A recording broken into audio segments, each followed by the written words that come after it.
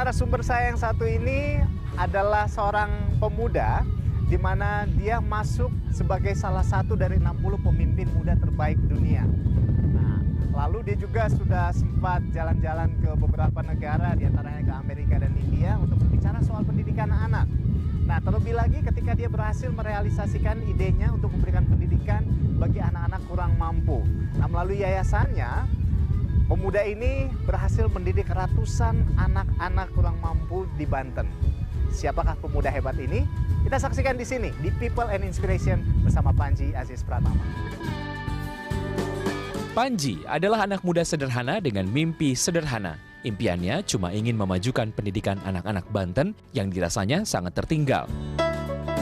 Ia pun melakukan gerakan pendidikan gratis dan mendirikan Istana Belajar Anak Banten, serta mengajak kaum muda Banten berpartisipasi lewat yayasannya. Hai, apa kabar? Halo, baik Mas. Panji Aziz Pratama, Ya. luar biasa, keren banget. Ini nih anak muda yang sangat inspiratif. Akhirnya kita ketemu. Kita akan ngobrol banyak hari ini dan sudah siap. Siap. Oke, Panji, kita mau ngobrol soal Isbanban nih. Ya. Istana Belajar Anak Banten ya. Betul. Sebenarnya apa sih sebetulnya Isbanban itu? Isbanban itu nama yang kita usulkan pertama kali. Itu Isbanban sekarang sudah jadi Isbanban Foundation sebenarnya. Isbanban Foundation, Ya, oke. karena sudah menjadi yayasan yang dulunya adalah komunitas anak-anak muda di tahun 2013. Kita tuh kayak komunitas Banten Muda, Forum OSIS Banten, itu gabung untuk bikin namanya Taman Baca. Tunggu, tapi anak muda ya? Anak Sekarang muda. umur berapa kalau bisa tahu? 22. 22 tahun ya? 22, iya. Oke, 22. lanjutkan. Masih 22 kok. Oke.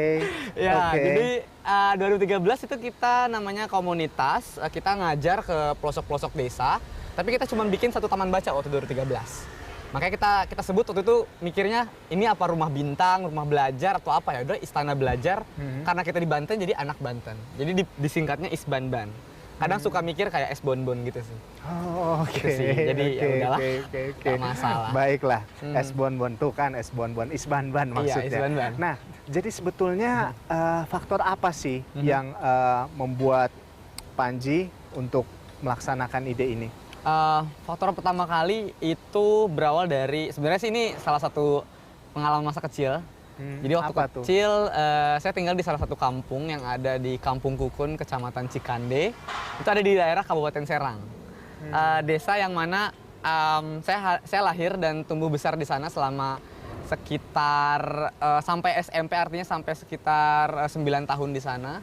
9 tambah ya banyak, enggak 9 tahun sih, 9 tambah berapa ya, intinya hampir belasan tahun di sana. Yeah. Dan akses pendidikan kayak macam buku bacaan, dulu saya nggak pernah banyak baca buku karena buku sendiri masih agak sulit untuk diakses gitu. Kenapa? Mahal atau apa? Satu mahal, dua saya nggak punya uang, orang tua backgroundnya adalah ayah udah meninggal dari usia saya 2 tahun. 2 tahun. Jadi Oke, baik. ibu jadi single parent, saya anak kedua dari 2 bersaudara. Dan berjuangnya sangat luar biasa, seorang ibu yang notabene lulusan SMP harus menghidupi 2 orang anaknya. Waktu itu ibu kerja apa? Waktu itu ibu nggak kerja apapun, dan setelah ayah meninggal ibu akhirnya les untuk les potong rambut, les rias pengantin dan sebagainya untuk bisa memenuhi kehidupan sehari-hari di rumah gitu. Jadi kita kalau misalnya kalau saya mau beli buku paket atau buku bacaan untuk sekolah, harus nungguin orang yang potong rambut dulu. Ada apa enggak nih hari ini potong rambut? Kalau nggak ada mungkin nggak bisa nabung buat beli buku. Jadi semacam itu akhirnya saya mikir sekarang saya udah dapat banyak beasiswa dari mulai SMP, SMA sampai ke kuliah semua pakai jalur beasiswa. Dan saya pikir bahwa I have to pay back. Saya harus bayar ulang ini dengan cara saya mendirikan sebuah organisasi yang bisa membantu anak-anak di pelosok desa biar bisa melanjutkan pendidikannya. Kayak gitu sih. Jadi sebetulnya Isbanban ini berdiri dari tahun 2013, 2013, betul? Oke. 2013. Itu waktu itu Anda sendiri atau seperti apa? Jadi waktu itu emang inisiasinya dari hasil lamunan masa lalu ya. Jadi kayak ngelamun dulu, ini kok kayaknya Banten masih gini-gini aja, pendidikannya susah banget. Dulu saya ngerasain juga susah. Terus waktu itu karena saya gabung di Forum OSIS Banten dan Banten Muda Community. Jadi kita kumpulan anak muda yang punya passion sama. Kita tuh pengen ngelakuin satu hal kebaikan tapi buat Banten. Apa ya kira-kira? Akhirnya kepikiran, pendidikan Banten masih terpuruk banget nih. Saya ceritain masa lalu saya dan saya ambil juga data-data di Banten bahwa masih banyak anak-anak yang buta aksara, masih banyak juga anak yang nggak bisa melanjutkan sekolah karena ekonomi segala macam. Akhirnya kita backgroundnya dari sana, kita ambil latar belakangnya, kita buat satu taman baca di satu kampung namanya Kampung Sukamaju. Kampung Waktu itu Sukamaju. di tahun yang sama? Di tahun yang sama.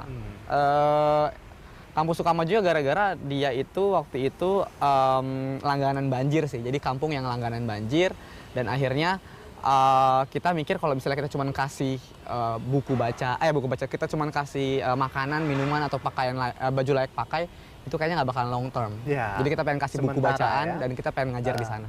Gitu sih. Wah, lebih luar biasa tepatnya. sekali.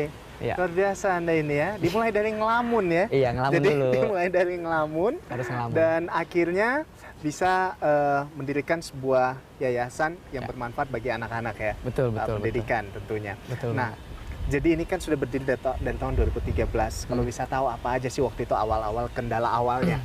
Seperti apa waktu itu? Kendala awalnya kita waktu itu yang pertama kali sih dari hal dana sama relawan. Ada dua kendala Klasik, terbesar. Pasti itu klasik banget. Kita nyari uang waktu itu dengan cara kardus, tahu kardus yang Ya. kita puterin ke sekolah-sekolah di Banten. Karena waktu itu kita masih tergabung di Forum OSIS Banten. Kita muter ke seluruh sekolah di Banten, kita kencelengan kalau orang bahasa pakai kenceleng, orang mau nyumbang 2.000, 3.000, 5.000, terserah. Iya, Dan iya, kumpul iya, akhirnya iya. beberapa juta untuk kita Iya. bikin taman baca. Dan Wow. yang kendala kedua sih kita minim relawan karena untuk raising awareness kayak gimana sih cara buat anak muda lainnya untuk ikut tergabung sama kita itu nggak gampang waktu tahun 2013 karena masih tabu banget namanya komunitas apaan nih, ini jelas apa enggak nih, ini buat apa, ini Anak-anak partai muda politik semua bukan nih lagi. gitu. Ya udah Iya. akhirnya tapi lama kelamaan sampai sini kita nggak nyari lagi, bahkan orang yang mengajukan diri untuk bisa jadi relawan di Isbanban. Wow, Kayak gitu sih. keren sekali. Nah, nanti kita akan berbicara soal hal itu, soal relawan dan lain sebagainya. Dan saya masih akan banyak mengulik tentang apa yang dilakukan oleh Panji Aziz Pratama ini. Maka pemirsa tetaplah di People and Inspiration. Kami segera kembali.